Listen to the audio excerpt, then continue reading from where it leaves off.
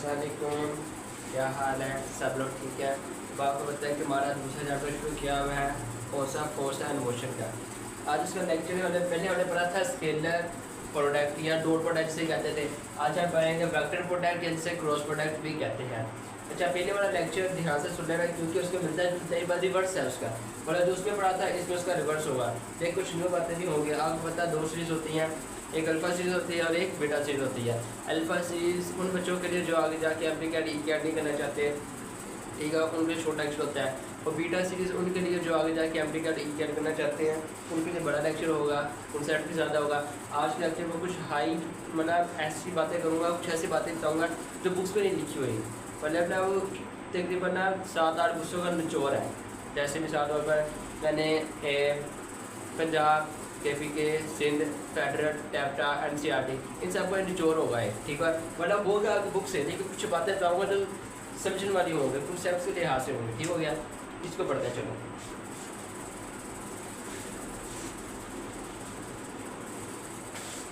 अच्छा, पहले आज हमें पढ़ना है स्केलर प्रोडक्ट या वेक्टर प्रोडक्ट की डिफाइन कर लेते हैं। वेक्टर प्रोडक्ट होता क्या है?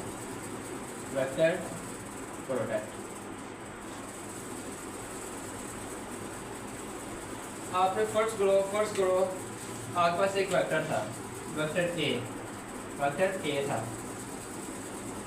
आपने उसे मल्टीप्लाई कराया वेक्टर बी के साथ। वेक्टर ए था, आपने मल्टीप्लाई कराया वेक्टर बी के साथ।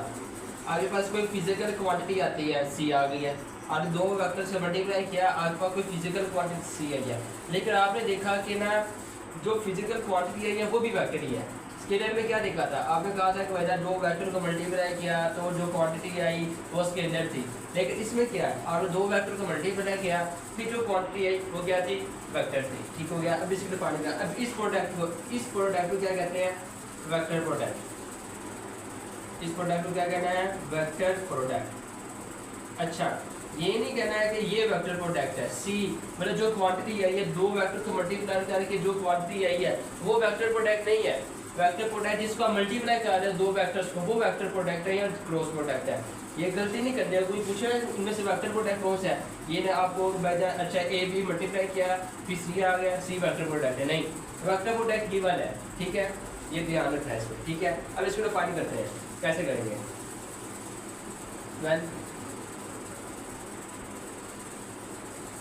when the product of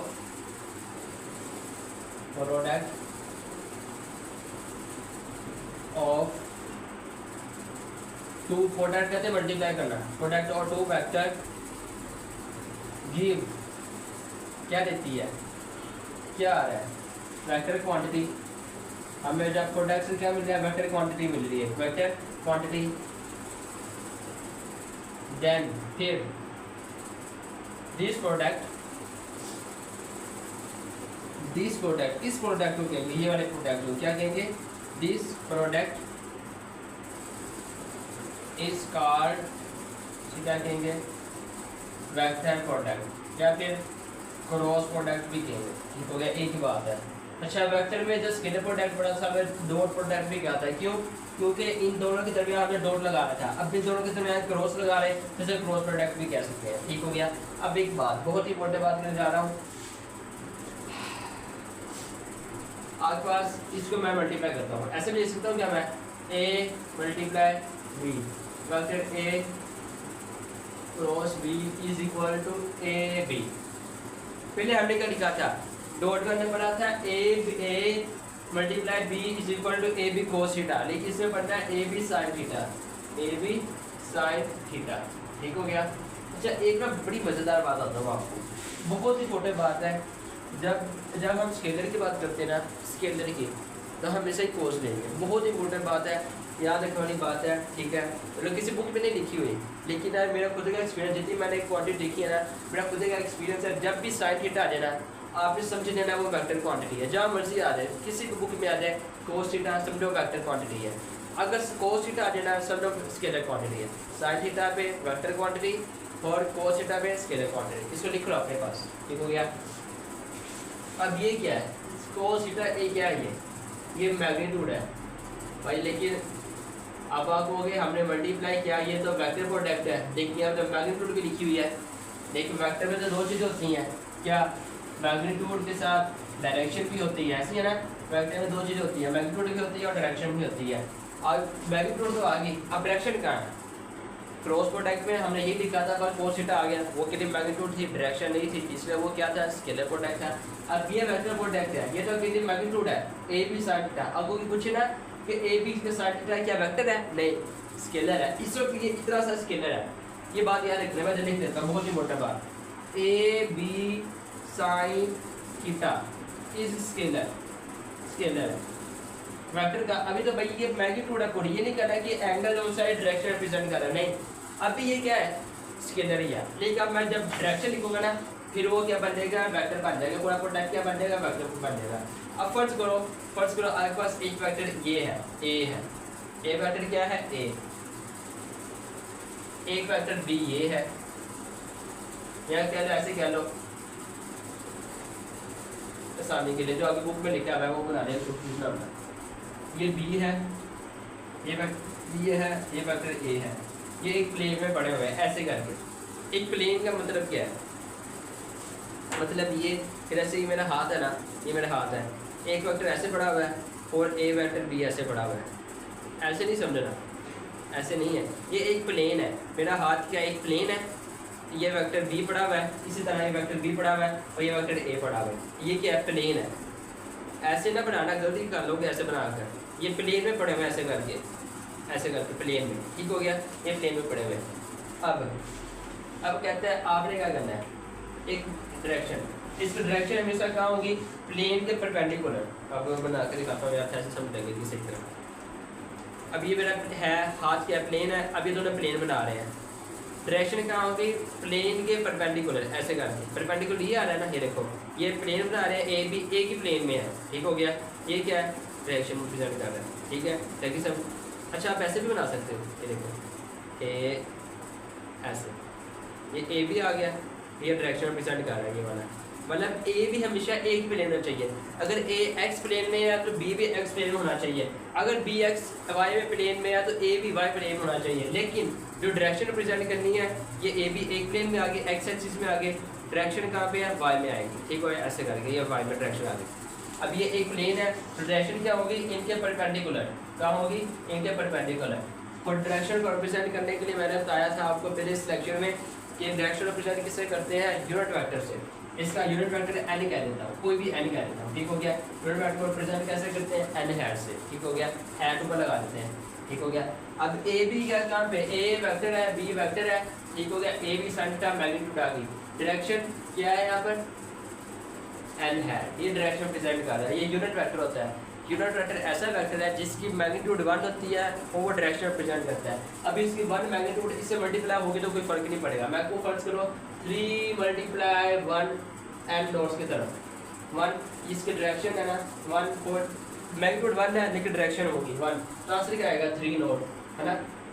इसकी मैग्नीट्यूड ही 1 है, जब मल्टीप्लाई करेगा उससे कुछ चेंज नहीं करेगा। इससे यूनिट वेक्टर की डायरेक्शन कितनी होती है? मैग्नीट्यूड कितनी होती है? 1 होती है, ठीक है? 1 होती है। देखिए सर, चलो आगे चलते हैं।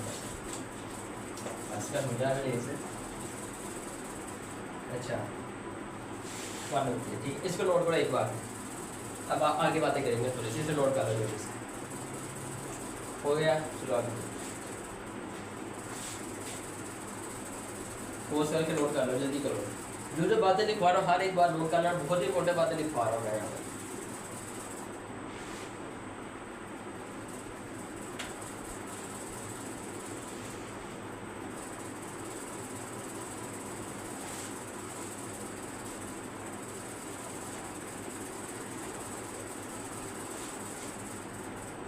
पहली बात, बहुत ही इंपॉर्टेंट बात क्या लिखने वाली है? A B are in same plane, एक ही प्लेन में होना चाहिए। अगर ए एक्स एक्सिस में है तो बी भी एक्स एक्सिस में होना चाहिए। अगर ए वाई में है तो बी भी वाई में होना चाहिए। एक बात तो इम्पोर्टेंट बात ये लिखनी, नोट कर लो इसे, बहुत इंपॉर्टेंट बात है, ठीक हो गया? अच्छा, अब डायरेक्शन कैसे मालूम करनी है ये देखते हैं। डायरेक्शन कहाँ पर होगी? हमेशा इस प्लेन के, जो ए बी प्लेन बना रहा है, मैं वो कहा था ना ए बी प्लेन बना रहा है ऐसे करके, ये पड़ा हुआ है ए बी ऐसे प्लेन बना रहा है। डायरेक्शन क्या होगी यार?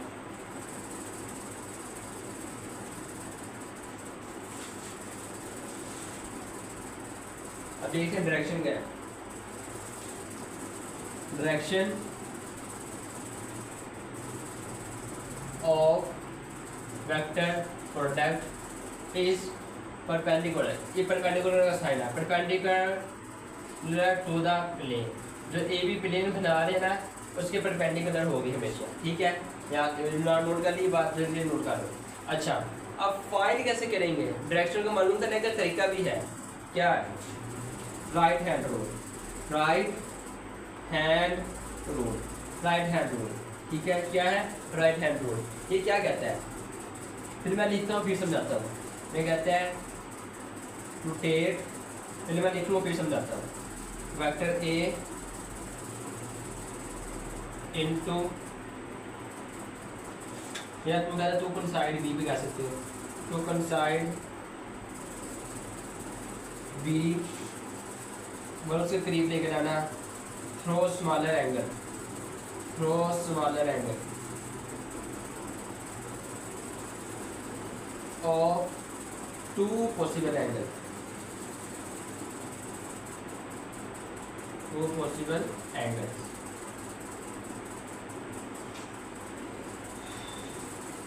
कर्लिंग फिंगर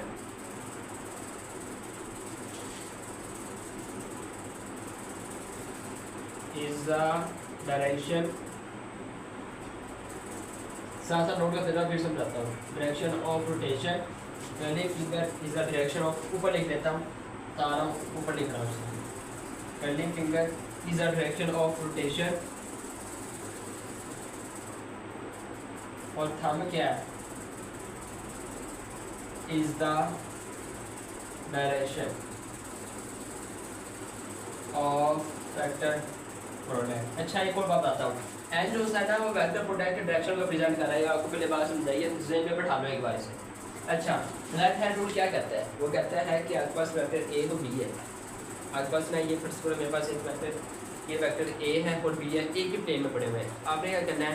राइट हैंड से, लेफ्ट हैंड नहीं राइट हैंड, राइट हैंड से ना ए को बी की तरफ रोटेट कराना है। कहाँ को? ए को बी की तरफ। मैंने ना ए को बी की तरफ रोटेट कराओ। Curling finger is the direction of rotation, मतलब आपने जहाँ को कर्लिंग फिंगर करोगे ना वो आपको डायरेक्शन रोटेशन होनी चाहिए।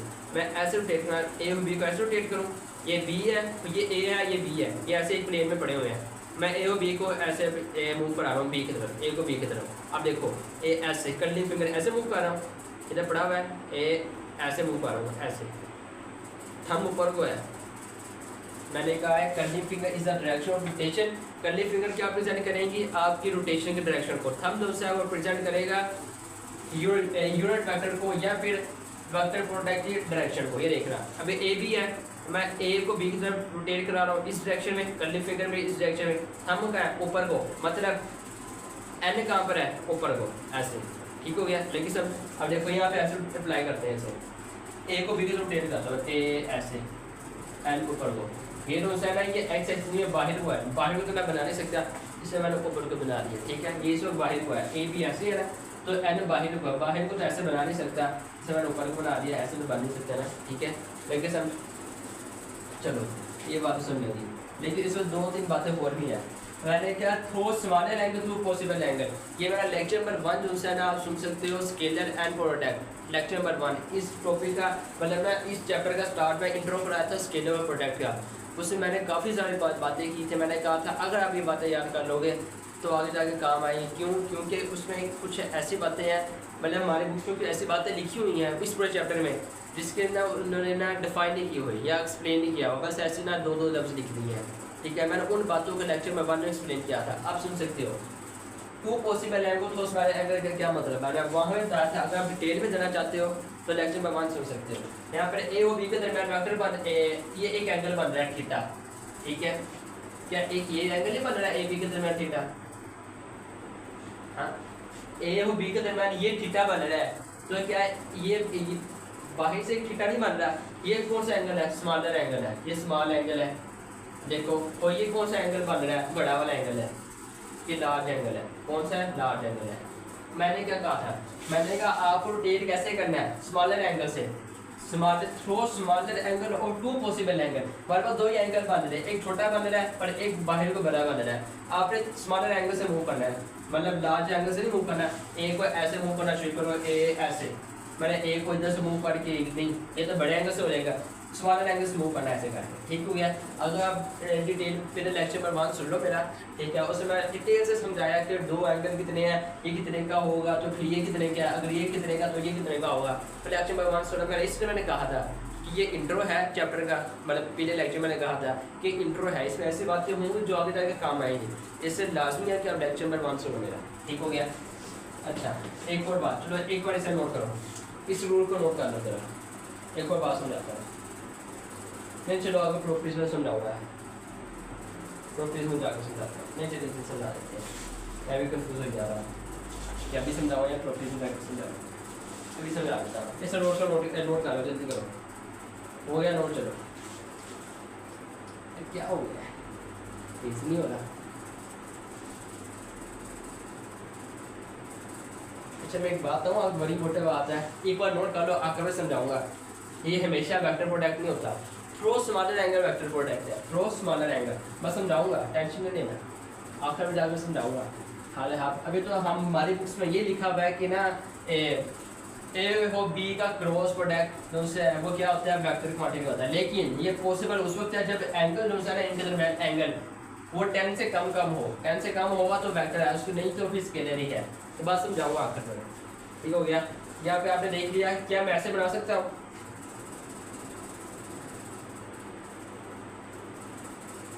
ए इधर बना दूँ, ठीक हो गया, और बी इधर बना दूँ।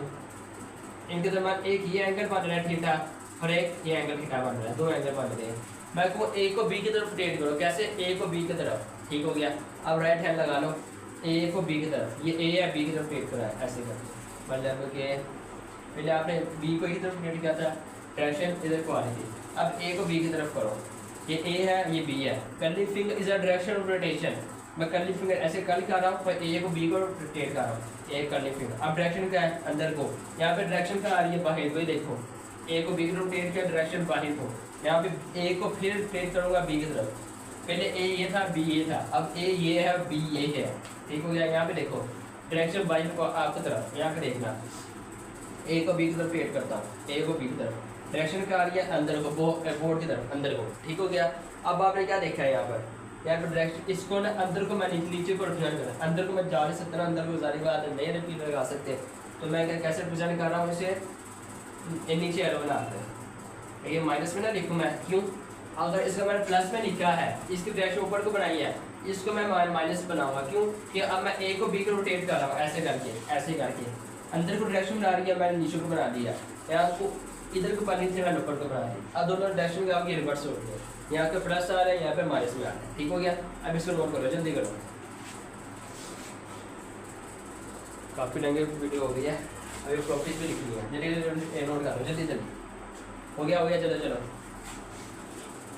यार, वो नहीं यूज़ किया, वो गंदा हो रहा है, साफ कलर नहीं लगे, रिलैक्स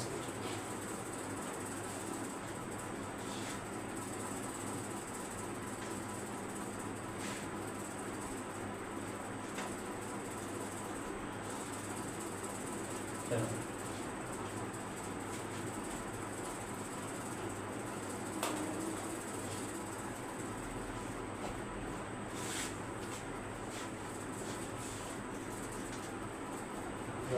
आप प्रॉपर्टीज में चलते हैं, ठीक हो गया। प्रॉपर्टी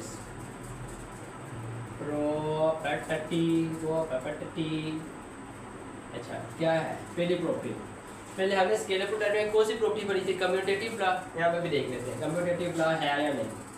कम्यूटेटिव लॉ,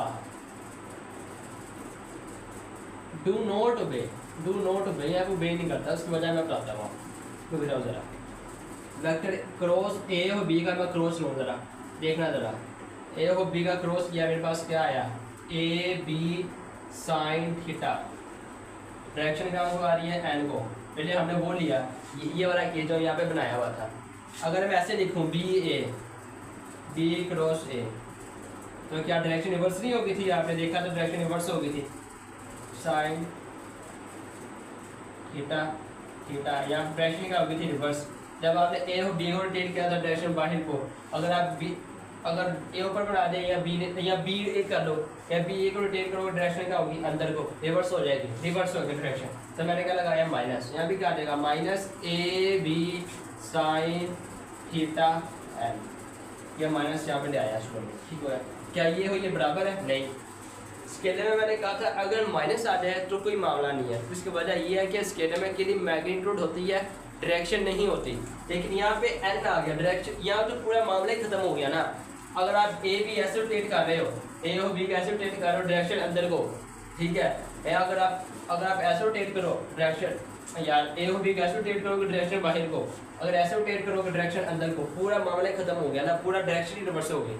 क्यों? यहाँ पे डायरेक्शन इंपॉर्टेंट, यहाँ पे माइनस इंपॉर्टेंट है। क्यों? क्योंकि डायरेक्शन रिप्रेजेंट कर रहा हो ये स्केलर है, ये वेक्टर हो, वेक्टर में डायरेक्शन बहुत ही लाजमी होती है। अगर डायरेक्शन नहीं होगी तो वेक्टर कैसे होगा, ठीक है। अब मतलब ये कि A cross B is not equal to B cross A, ये मैं आपको पहले प्रूव कर दिया था वो वाला, दो एंगल्स बना के ए बी और बी कैसे रोटेट करेंगे, ठीक हो गया। यहाँ पे प्लस है, यहाँ पे माइनस है, मतलब ये कभी भी इक्वल नहीं है। कम्यूटेटिव लॉ वे नहीं करता। कम्यूटेटिव लॉ में क्या था, A cross B is equal to B cross A, लेकिन यहाँ पे नहीं है, वो सिस्टम ही नहीं है वो, ठीक हो गया। अब दूसरे पे चलते हैं प्रॉपर्टीज में। दूसरी प्रॉपर्टी कहता है कि वेक्टर जो से आना है वो क्या हो, परपेंडिकुलर हो जाए। ये आगे पूरा लिख रहा है परपेंडिकुलर का साइन है, वेक्टर क्या हो परपेंडिकुलर हो जाए। अब फर्स्ट क्लास बस एक वेक्टर ये है, एक वेक्टर ये है ए और ए वेक्टर बी है, ठीक हो गया। मैं यहाँ पर डायरेक्शन की बात नहीं कर रहा, कितनी मैग्नीट्यूड की बात करूँगा, ठीक है। कितनी मैग्नीट्यूड की इधर मैं एंगल कितना बन रहा है 90 डिग्री, कितना बन रहा है 90 डिग्री। अच्छा मैं लिखूँ जरा यहाँ पर बना के ए क्रॉस बी, मैं एन रिप्रेजेंट नहीं करूँगा आपने यहाँ पर, इसके लिए मैग्नीट्यूड की बात कर रहा हूँ। A B sine theta, A B sine कितना है, थीटा कितना है 90, साइन 90 होता है 1, तो आंसर क्या आ जाएगा ए बी, मतलब मैक्सिमम आंसर आ रहा है ए क्रॉस बी का, ए बी मैक्सिमम आंसर आ रहा है, ठीक है। ऊपर क्या लिखेंगे, the vector product of two perpendicular vector give maximum value. कैसी वैल्यू आएगी, मैक्सिमम वैल्यू आएगी, ठीक है, मैक्सिमम वैल्यू देगा, ठीक हो गया। इसे नोट करो, जल्दी करो, क्या आगे चलते हैं। हो गया, पॉज करके नोट कर लो, कर लिया, चलो।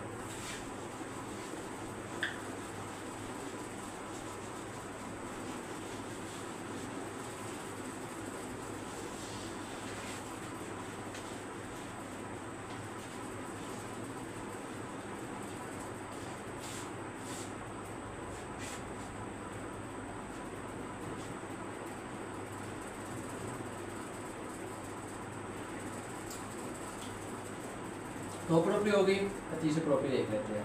कम्यूटेटिव परपेंडिकुलर होगी और पैरेलल भी देख लेते हैं, पैरेलल और या फिर एंटी पैरेलल कर लो, एंटी पैरेलल। दोनों क्या अलग अलग बनाएंगे, सिचुएशन बनाएंगे, ठीक हो गया। यहाँ पे फर्स्ट वाला वेक्टर ए ये है, ठीक हो गया, तो वेक्टर बी ये है, ये ए है, ये बी है। एंगल कितना है इनके दरमियान, थीटा 0 डिग्री। और फर्स्ट करो ना, अगर ऐसे होता, ऐसे इनके दरमियान एंगल कितना था 90 डिग्री, ऐसे कितना है कुछ ना कुछ एंगल बनेगा 60 30 जितना भी।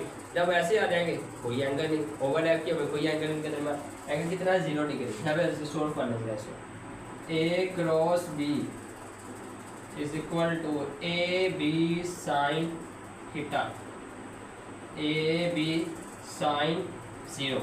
साइन 0 0 होता है, जब 0 से मल्टीप्लाई हो जाएगा क्या आ जाएगा, 0 आ जाएगा, क्या आ जाएगा 0 आ जाएगा, ठीक है। सही बना लेक्चर,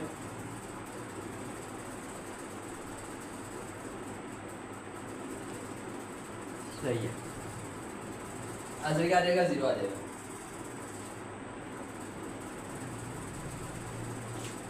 अब फर्स्ट को आपका वेक्टर ये है, ए ये है और बी ये है। अब एंगल कितना बनेगा 180 डिग्री। एंटी पैरेलल की बात कर रहा हूँ, ये पैरेलल में थी, ये भी ये एंटी पैरेलल की बात कर, ठीक हो गया। यहाँ पे 90 बन रहा था, यहाँ पे कुछ ना कुछ बन रहा था, यहाँ पे 0 हो गया था। अब ये 90 है तो क्या अगर ऐसे चल जाएंगे तो क्या आ जाएगा 180 बन जाएगा, ठीक हो गया। 180 सॉल्व करते हैं ऐसे, A cross B is equal to A B sine theta, A B sine 180 degree. 180 भी 0 होता है, 0 ए बी से मल्टीप्लाई हो जाएगा, आंसर क्या आ जाएगा 0, आंसर क्या आ जाएगा 0 आ जाएगा, ठीक हो गया। नोट करो इसे, जल्दी करो। ऊपर क्या लिखेंगे, the vector product of two parallel, P वाला पैरेलल और ए पी वाला एंटी पैरेलल, आपने पूरा पूरा लिखना है, ठीक हो गया। और two parallel and anti parallel vector is 0, क्या आएगा 0 आएगा वेक्टर प्रोडक्ट इन दोनों का, ठीक हो गया। अब अगली प्रॉपर्टी डिस्कस कर लेते हैं। यहाँ पे लेते हैं self vector, self vector. First और आपके पास एक वेक्टर ये है ए, ठीक हो गया। आपने अगला वेक्टर भी वही लेना है ए।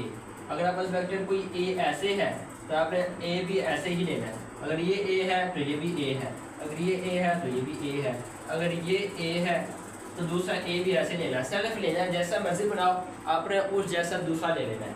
ये भी ए है तो ये भी ए है, इसमें एंगल कितना है 0, इसमें एंगल कितना है 0, इनकी तरफ एंगल कितना है 0, तो आपने एंगल कितना माना 0, क्यों, क्योंकि ये सारे आपस में क्या पैरेलल है।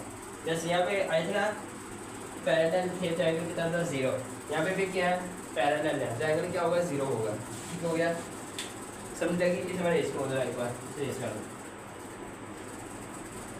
ठीक हो गया। बस प्लास में दिया सॉल्व करेंगे। A cross B is equal to A B sine theta, A B sine theta, A तो यार ए बी नहीं ए ही आता है, फिर आप सेल्फ वेक्टर की बात कर रहे हो ए, ठीक हो गया। ए का स्क्वायर साइन एंगल 0, एंगल कितना है इनके दरमियान 0, एंगल कितना है 0 डिग्री, तो साइन 0 कितना आता है 0, 0 ए से मल्टीप्लाई हो गया, आंसर क्या आया 0, क्या आया 0 आ गया, ठीक है। क्या लिखेंगे, the vector product of self vector is 0, क्या आ रहा है 0 आ रहा है, क्या आ रहा है 0 आ रहा है, ठीक है। नोट करो, अगली प्रॉपर्टी डिस्कस करते हैं।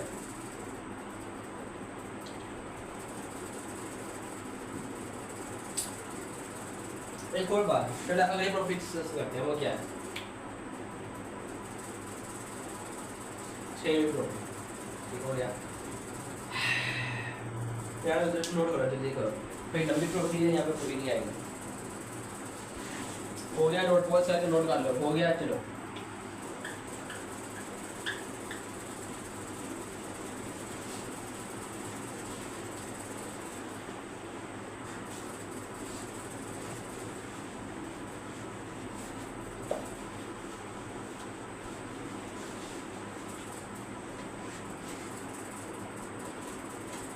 चलिए आगे डिस्कस करें कुछ, चलो 5वीं या 5वीं प्रॉपर्टी थी, 5वीं 6वीं जो मर्जी कह सकते हो, कौन सी प्रॉपर्टी हो गया। अब मेरा कोई बात आता है, एक बहुत इंपॉर्टेंट बात है, एक बार अलग लेक्चर भी बनाऊंगा टाइप्स ऑफ वेक्टर में, रोज ही कहता हूँ, लेकिन यार कृपया करता हूँ आप लोगों का सिलेबस पीछे रह जाएगा। जब फारग वक्त मिलेगा ना, फिर एक दिन में 2 लेक्चर अपलोड करूँगा, एक अगला लेक्चर होगा, एक होगा extra lecture types of vector, वो लाजमी सुनने ना काम आएगा। अब आपके पास फर्स्ट करो ए वेक्टर ये है, ए है, ठीक है, आपके पास ए वेक्टर ये है, बी है, ए क्या है बी है, क्या ये ऐसे नहीं हो सकता। अब मेरा लेक्चर नंबर 1 सुनो, मैं आपको बार बार कह रहा हूँ, अगर आप मेरा लेक्चर नंबर 1 नहीं सुनोगे ना, आपको इस चैप्टर की जो सब ब्रीकी वाली बातें हैं, ब्रीक जो ब्रीक लिखी हुई हैं बातें, बस मैं अब ये बनाया है रेक्टेंगुलर, अब मैं क्या पता ये क्या चीज़ है। अब मैंने आर्ट वाली बातें ना लेक्चर नंबर 1 में समझा दी थी, कि मैं ऐसी बातें जो चैप्टर में जिसकी डिटेल नहीं दी गई वो मैंने लेक्चर नंबर 1 में समझा दी थी। अब यहाँ पर ये पैरेलल शिफ्टिंग, पैरेलल शिफ्टिंग का मतलब ये है कि आप इस वेक्टर को उठा के यहाँ पे भी बना सकते हो, तो इस वेक्टर को उठा के यहाँ पे बना सकते हो, कोई फर्क नहीं पड़ेगा, ठीक है। मैं लेक्चर नंबर 1 से वहाँ पे डिटेल से समझाया, ठीक है। अब यहाँ पे क्या है, ये क्या बन रहा है पैरालेलोग्राम बन रहा है ना, पैरालेलोग्राम बन रहा है, वो ये क्या बन रहा है, पैरालेलोग्राम बन रहा है। अब ये पैरल शिफ्ट का मतलब ये है कि आप इस वेक्टर को यहाँ पे बना सकते हो, इस वेक्टर को यहाँ पे बना सकते हो, ठीक हो गया। अब ज़रा मुझे बताओ ज़रा रेजोल्यूशन वेक्टर में इसका करूँ ज़रा, बी का कर रहा हूँ, ये वेक्टर ए है, ये बी है। अब बी को मैं रिजोल्व करने लगा हूँ बी एक्स और बी वाई में। लेक्चर नंबर 2 है रेजोल्यूशन वेक्टर, वो देख सकते हो कि इनका कंपोनेंट कैसे बनाते हैं। क्या बनाएंगे, अब ये क्या आएगा, बी कोस थीटा मतलब किसके इक्वल है, वो बी एक्स आ गया। अब ये लिखिए किसके इक्वल है, बी वाई मतलब B sine theta, B sine theta. अब एरिया किसके इक्वल होता है, पैरेललोग्राम का एरिया, एरिया पैरेललोग्राम।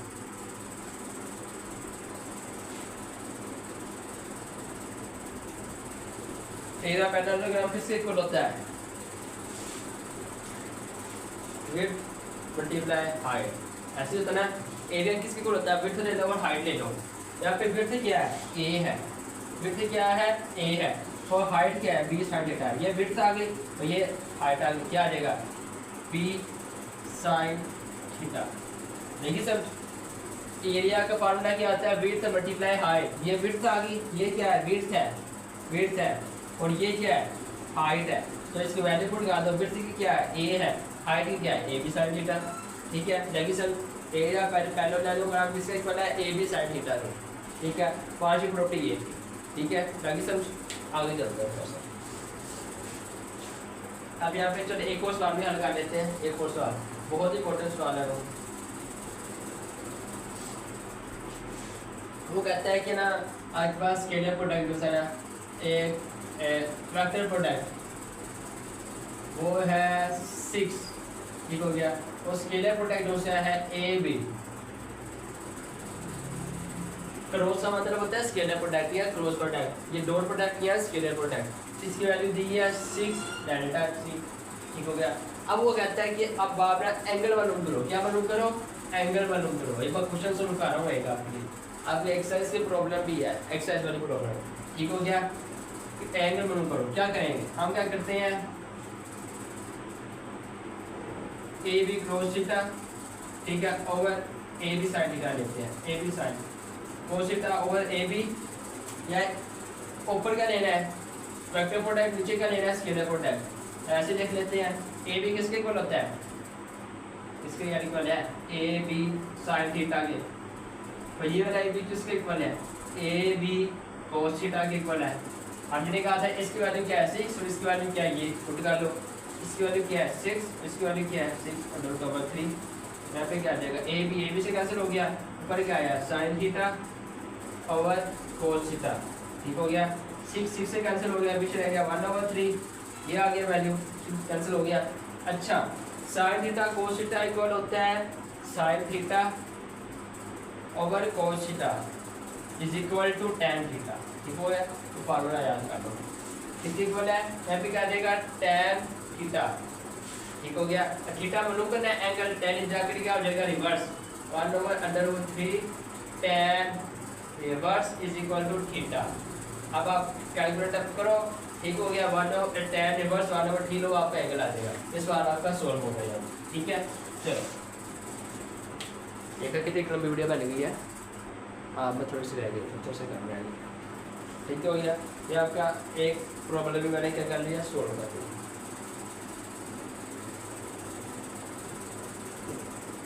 चलिए आगे चलो, थोड़ा सा और आगे चलते हैं।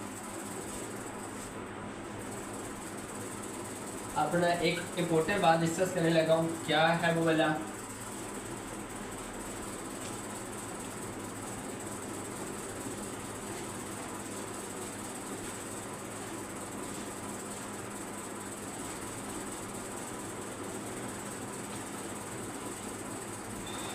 मैंने क्या कहा था आपको, मैंने कहा था A cross B is a scalar, वो क्या है, वेक्टर क्वांटिटी या वेक्टर प्रोडक्ट है, क्या है, वेक्टर प्रोडक्ट है, ठीक है। अभी मैंने कहा था A cross B is equal to C, ठीक हो गया। और सी यहाँ पे क्या है, C is a vector quantity, ये कहा था मैंने, कि ए बी वेक्टर प्रोडक्ट है और सी क्या वेक्टर क्वांटिटी है। ये बात की थी मैंने, लेकिन अब मैं आपको बात बताता हूँ, बड़ी इंपॉर्टेंट बात। वो क्या है, मैं कहने लगा हूँ for very small angle, for very small angle. अब ये सी क्या, for very small angle C is a vector quantity, C is a vector quantity. क्या है, फॉर स्मॉल एंगल के लिए सी वेक्टर क्वांटिटी है, ठीक है। अगर एंगल लार्ज होगा फिर वो क्या होगा, अगर लार्ज एंगल हो फिर क्या है, लार्ज एंगल के लिए सी क्या है, C is a scalar quantity.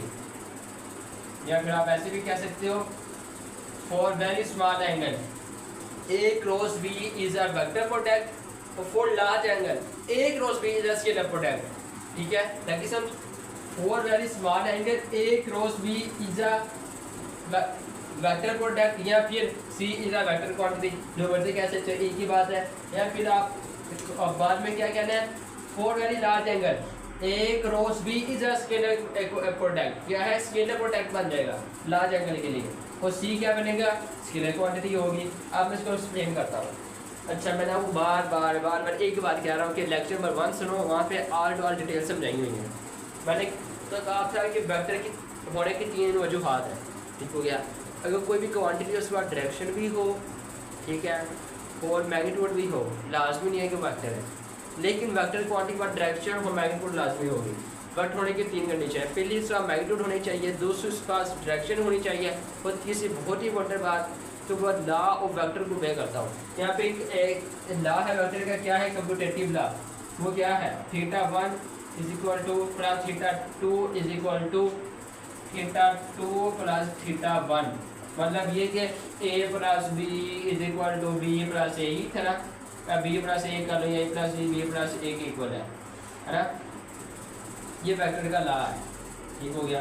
ये तो मैंने भी समझाने के लिखा है, असल में ऊपर वाली बात लिखी हुई है। असल में क्या है, ये ऊपर वाली बात है, ऊपर वाली बात है, ऊपर वाली बात है। θ1 plus θ2 is equal to θ2 plus θ1।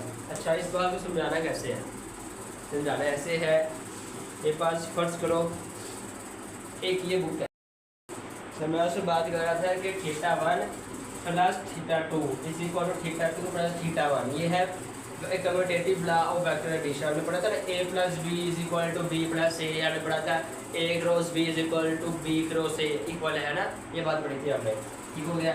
अब मैंने क्या किया, θ1 plus θ2 is equal to θ2 plus θ1। अगर कोई क्वांटिटी अगर ओबे करती है, वो वेक्टर क्वांटिटी है, ठीक हो गया। अब सही ये स्केलर प्रोडक्ट है, ये ओबे करता है, ये प्रॉपर्टी वेक्टर को ओबे करता है, लेकिन स्मॉल एंगल पर। अगर लार्ज एंगल होना तो फिर ये इसके इक्वल नहीं आएगा। ऐसे एग्जांपल ले लेते हैं, बस कर मेरे पास ये बुक है, ये बुक है। अब आपका ये साइड है, इसकी देख रहा है, ये साइड है।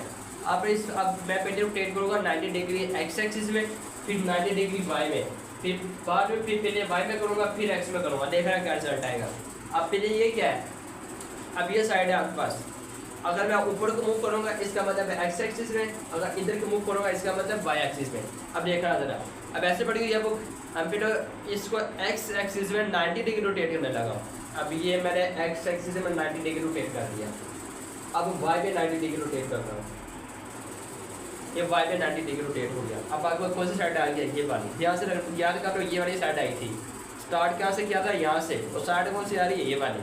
अब दोबारा स्टार्ट करते हैं, वही चीज़ दोबारा बताता हूँ। पहले एक्स एक्सिस में आ गया, अब वाई में आ गया, ये साइड आ रही है। अब देखना ज़रा, अब देखना, अब पहले मैं वाई में करूँगा, फिर एक्सिस में करूँगा, देखना ज़रा, ये वाई में 90 डिग्री हो गया, अब ये एक्स में 90 डिग्री हो गया। अब देखो कौन सी साइड आ रही है, पहले कौन सी साइड आ रही थी, नीचे वाली, अब साइड कौन सी आ रही है, ऊपर वाली। मतलब कि अगर θ1 प्लस θ2 करें, ठीक है, बाद में θ2 प्लस θ1 करें, आपके पास वो रिजल्ट आ ही नहीं रहा। पहले ये आ रहा था θ1 θ2 पे, लेकिन जब मैंने किया θ2 प्लस θ1 तो फिर ये रिजल्ट आ रहा था। मतलब कि सिचुएशन सारी गड़बड़ हो गई, लेकिन स्मॉल एंगल वैसा नहीं होगा। अब देखना जरा, पहले एक्स एक्सिस में थोड़ा सा वाई में, ये रिजल्ट आया। अब देख रहा, पहले फिर मैं दोबारा करते हैं, एक्स एक्सिस में थोड़ा सा, फिर थोड़ा सा वाई एक्सिस में। अब आपके पास ये रिजल्ट आ गया। अब मैंने क्या किया, θ1 प्लस θ2 हो गया। अब पहले मैं अब θ2 प्लस θ1 करता हूँ स्मॉल एंगल पर, वाई में थोड़ा सा, एक्सेल में थोड़ा सा वही रिजल्ट आ रहा है ना, एक्सेल में वाई में वही रिजल्ट, वाई में एक्स में वही रिजल्ट। लेकिन ये रिजल्ट कब है, ये आपने theta 1 plus theta 2 plus theta 1 आपका वही रिजल्ट आ रहा है। लेकिन आप अभी क्या था, एंगल क्या था, स्मॉल था। लेकिन जब मैंने एंगल बढ़ा रखा 90 डिग्री तो फिर तो पहले ये थी थीटा 1 थीटा 2 में, बाद में ये आ रही थी, मतलब पूरा ना सिचुएशन ही खराब होगी। ठीक हो गया, लेकिन समझा आपको स्मॉल एंगल पे जो बे करता है थीटा 1 प्लस थीटा 2, लेकिन लार्ज एंगल में बे नहीं करता। चलो अल्लाह हाफ़िज़।